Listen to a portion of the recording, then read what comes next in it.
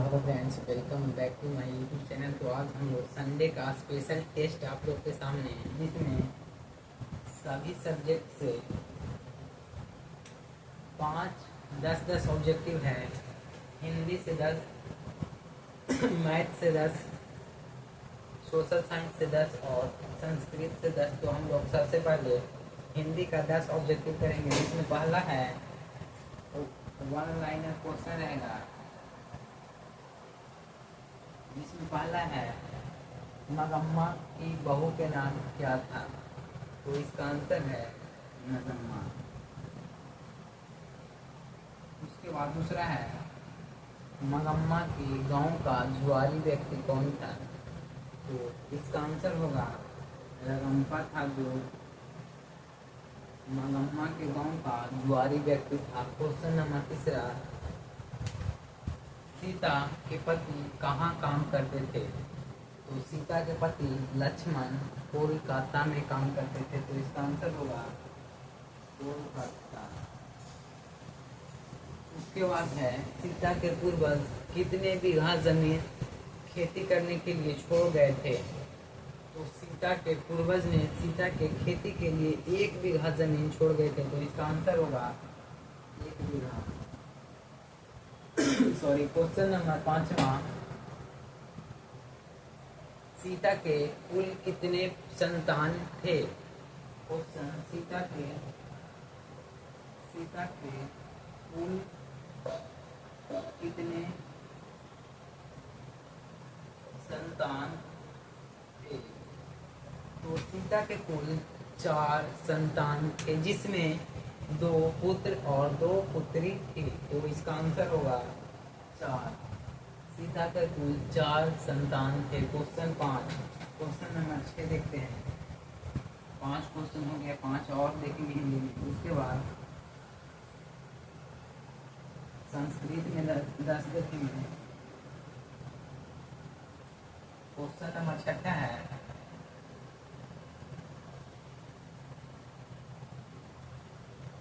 Question number 6, ढाते विश्वास कहानी के लेखक कौन है। ढाते विश्वास कहानी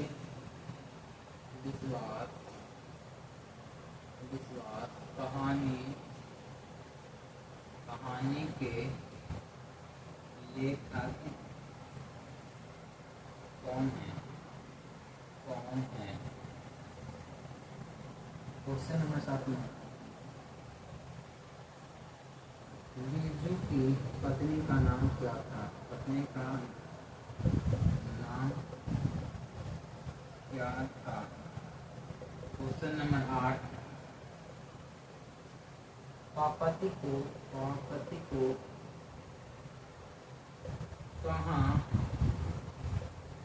लेटाया गया था।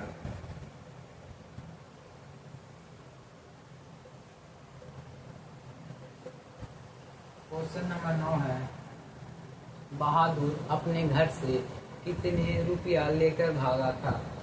बहादुर अपने घर से कितने रुपया लेकर भागा था। क्वेश्चन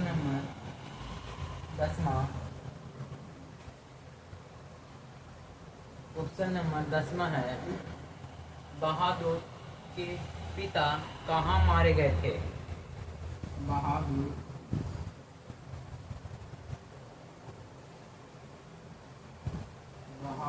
के पिता कहाँ मारे गए थे। ये रहा टोटल 10 ऑब्जेक्टिव हिंदी का। 10 ऑब्जेक्टिव हो गया। चलिए इसका आंसर करते हैं। पहला है, 6ठा नंबर क्वेश्चन है, ढाते विश्वास कहानी के लेखक कौन है। तो इसका होगा 7 कोड़ी होता। 7 कोड़ी होता, इसका आंसर है 6ठा का। क्वेश्चन 7वां है बिरजू की पत्नी का नाम क्या था? तो बिरजू की पत्नी का नाम था पुष्पा। पुष्पा। क्वेश्चन नंबर 8वां है पार्वती को अस्पताल में कहाँ लेटाया गया था? जब पार्वती को तेज बुखार था तो पार्वती जब अपने गांव के शहर में गई थी तो उसको कहाँ लेटाया गया था? तो इसका आंसर होगा स्ट्रेचर पर। स्ट्रेचर पर। क्वेश्चन नंबर 9वां है बहादुर अपने घर से कितने रुपया लेकर भागा था? तो बहादुर अपने घर से मात्र 2 रुपया लेकर भागा था। क्वेश्चन नंबर लास्ट और 10वां है बहादुर के पिता कहाँ मारे गए थे? तो बहादुर का पिता युद्ध में मारे गए थे। युद्ध में। तो हिंदी में 10 क्वेश्चन समाप्त हो गए। आप संस्कृत के देखेंगे, हिंदी का 10 समाप्त, उसके बाद देखेंगे संस्कृत। तो चलिए संस्कृत का स्टार्ट करते हैं।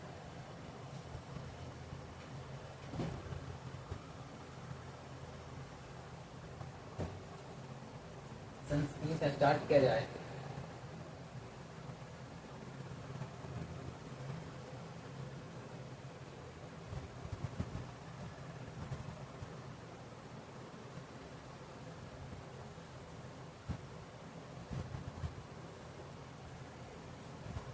हिंदी में था 10, जिसमें आपके एग्जाम में 2 से 3 मार्क्स निश्चित आएगा।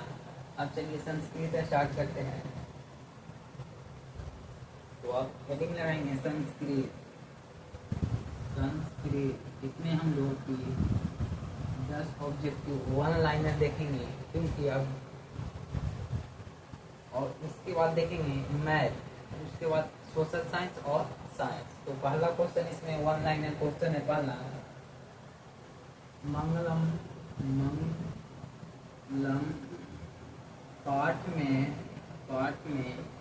कुल कितने मंत्र हैं? कितने मंत्र हैं? कितने मंत्र हैं? ये रहा क्वेश्चन नंबर पहला। क्वेश्चन दूसरा है सूक्ष्म से भी सूक्ष्म क्या होता है? सूक्ष्म से भी सूक्ष्म क्या होता है? क्या होता है? क्वेश्चन दूसरा। तीसरा नंबर क्वेश्चन है, तीसरा नंबर क्वेश्चन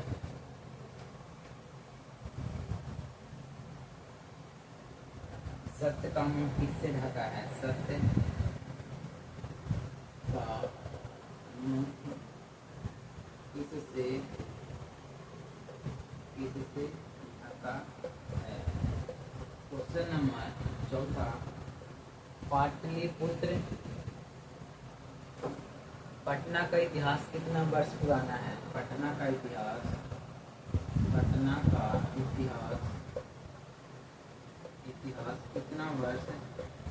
कितना वर्ष पुराना है? क्वेश्चन नंबर 5 गंगा नदी पटना के किस दिशा में स्थित है? क्वेश्चन 5 है गंगा नदी पटना के किस दिशा में स्थित है? क्वेश्चन नंबर 6 पाटलिपुत्र मध्यकाल में पटना का नाम क्या था? काल में पटना का नाम क्या था? Question number 7 मेघास्थनीज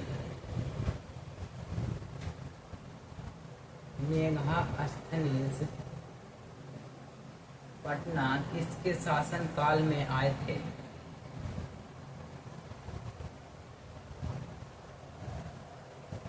question 7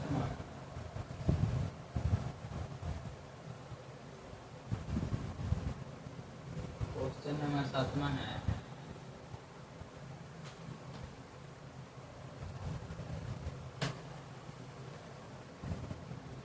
Ram Mandakini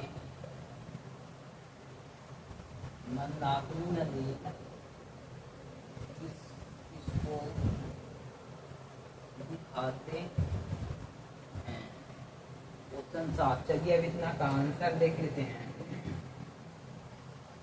total 7 question है। पहला है मंगलम पाठ में कुल कितने मंत्र हैं? तो मंगलम पाठ में कुल 5 मंत्र है, जिसमें पहला है मुंडकोपनिषद से लिया गया है, ईशावास्योपनिषद, कंठोपनिषद।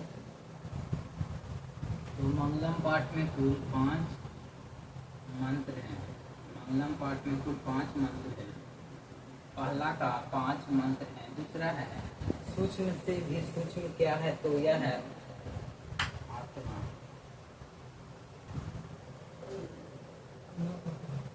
क्वेश्चन नंबर तीसरा है सत्य का मुंह किससे ढका है? तो सत्य का मुंह हीरे में पात्र से ढका है। क्वेश्चन चौथा पटना का इतिहास कितना वर्ष पुराना है? इम्पोर्टेंट क्वेश्चन है। तो पटना का इतिहास 2500 वर्ष पुराना है। पटना का इतिहास 2500 वर्ष पुराना है। क्वेश्चन नंबर 5वां पटना गंगा नदी पटना के किस दिशा में स्थित है? तो पटना गंगा नदी पटना के उत्तर दिशा में स्थित है। तो इसका आंसर होगा उत्तर दिशा। क्वेश्चन नंबर 5वां का आंसर है उत्तर दिशा। उसके बाद क्वेश्चन 6 है मध्यकाल में पटना का नाम क्या था? तो मध्यकाल में पटना का नाम था पाटलिपुत्र।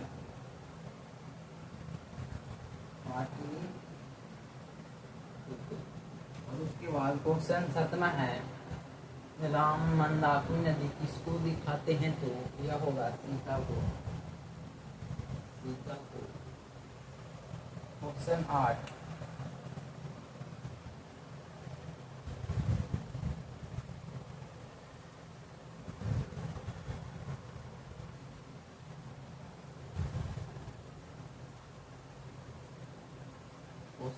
है बाघ किसके किनारे बैठा हुआ था? बाघ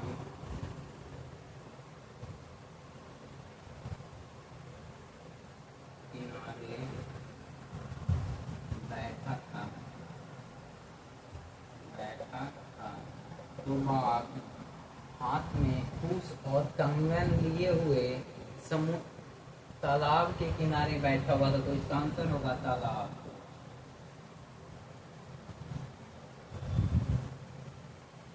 प्रतीक किसके प्रतीक किसके बस में आ गया था? प्रतीक किसके बस में आ गया था? तो प्रतीक था जो लोभी के कारण बाघ के स्वर्ण कंगन के लोभ में आ गया और बाघ ने पथिक को मार के खा गया था। तो इसका आंसर होगा इसके बस में आ गया था। तो बाघ इसका आंसर होगा। क्वेश्चन नंबर लास्ट 10वां। क्वेश्चन नंबर 10वां है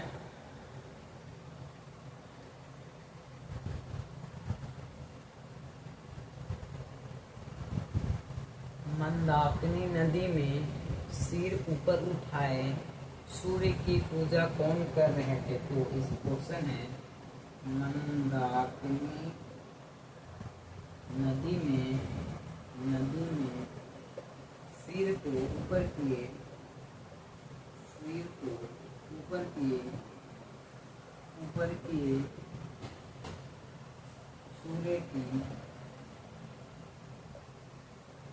पूजा कौन कर रहे थे? सूर्य की पूजा कौन कर रहे थे? तो इसका आंसर होगा क्वेश्चन 10 का।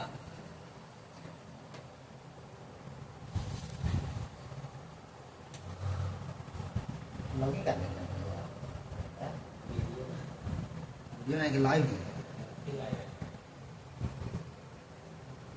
मेरा जल्दी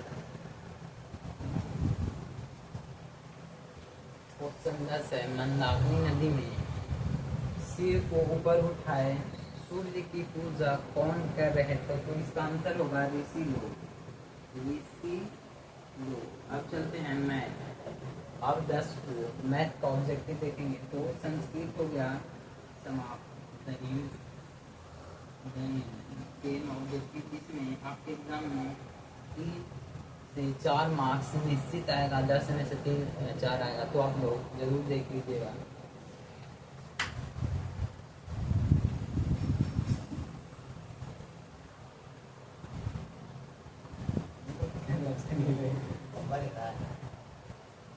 देखने को बोलो देखा मेरा क्रिकेट बोलो ले देखो बाहर ना तो देख बगल रखा ला ऑनलाइन वीडियो बन रखा ला मैं आउट खोलवाए माटी हमारे दादा को लगा के ऐसी हालत खराब हो गई यार।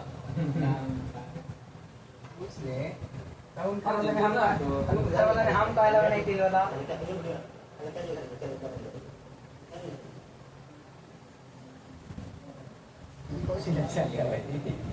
अब चलते हैं मैथ का 10 ऑब्जेक्टिव देखेंगे। तो स्टार्ट करते हैं मैथ जिसमें 10 ऑब्जेक्टिव देखेंगे। चलिए स्टार्ट करते हैं। क्वेश्चन नंबर पहला है,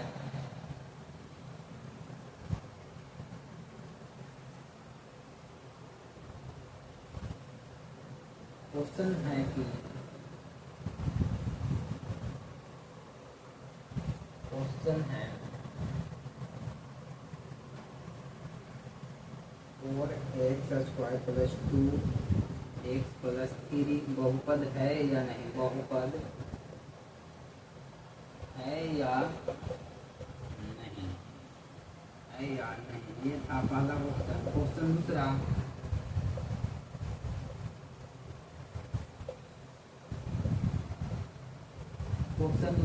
बहुपद से है। अंडर रूट में 4x² + 2x + 4 क्या यह बहुपद है? क्या यह बहुपद है? क्वेश्चन तीसरा, 4 कौन सी संख्या है? 4 कौन सी संख्या है? Question number 5। क्वेश्चन 5 है, साइन का 45 degree. Question 7। Question 6, question 6 tan का 90 डिग्री। और क्वेश्चन 7 है, साइन थीटा बटा cos थीटा क्या होता है? और क्वेश्चन नंबर 8 9 और 10।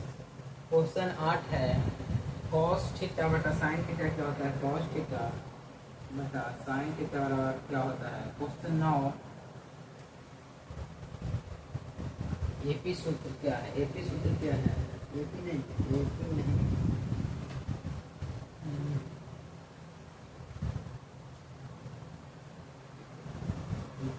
क्वेश्चन ले लेते हैं। cos 45 डिग्री का मान क्या है? क्वेश्चन 10 और लास्ट क्वेश्चन,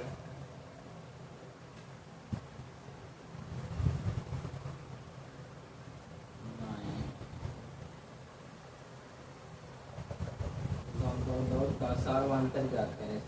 अंतर ज्ञात करें। इम्पोर्टेंट क्वेश्चन है। तो 10 ऑब्जेक्टिव है। पहला क्वेश्चन है, 4x² + 2x + 3 बहुपद है या नहीं? तो 4x² बहुपद पहचानने के लिए किसी भी संख्या पे पूर्ण संख्या यानी जो पूर्ण संख्या जो 0 से स्टार्ट होता है पूर्ण संख्या है वह बहुपद होगा। तो 4x² + 2x + 3 क्या यह बहुपद है? तो हाँ, यस होगा। उसके बाद 4√4x² + 2x + 4 क्या यह बहुपद है? तो अंडर रूट में एक्स स्क्वायर कभी भी बहुपद नहीं हो सकता है, तो यह नहीं है। क्वेश्चन नंबर 3, 4 कौन सी संख्या है? तो 4 भाज्य संख्या है, भाज्य संख्या है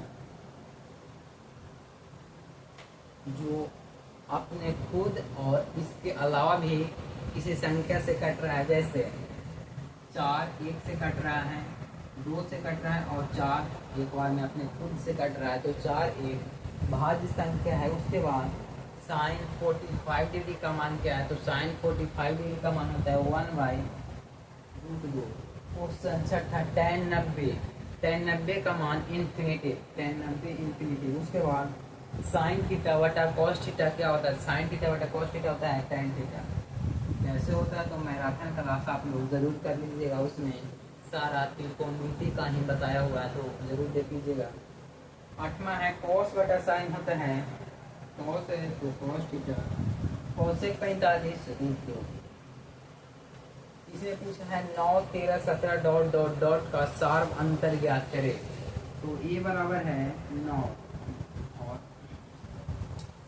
बी बराबर है 13। तो सार्व अंतर ज्ञात करने के लिए डी द्वारा सूचित किया जाता है, तो a2 माइनस a1। तो a2 का मान है 13 और a1 का मान है 9, तो 13 में से 9 गया तो 4 इसका अंतर हो गया, यानी सर्वांतर डी बराबर 4 इज राइट आंसर। तो मैथ भी हो गया समाप्त। चलिए अब तो मैथ, हिंदी, संस्कृत 3 विषय कंप्लीट। अब चलते हैं साइंस। तो लाइन कट गया। साइंस का ऑब्जेक्टिव किसी और दिन करवा देंगे, तब तक के लिए पढ़ते रहिए, हंसते रहिए, मुस्कुराते रहिए। चैनल पे नए हैं तो चैनल को सब्सक्राइब जरूर कर लीजिएगा। Thank you.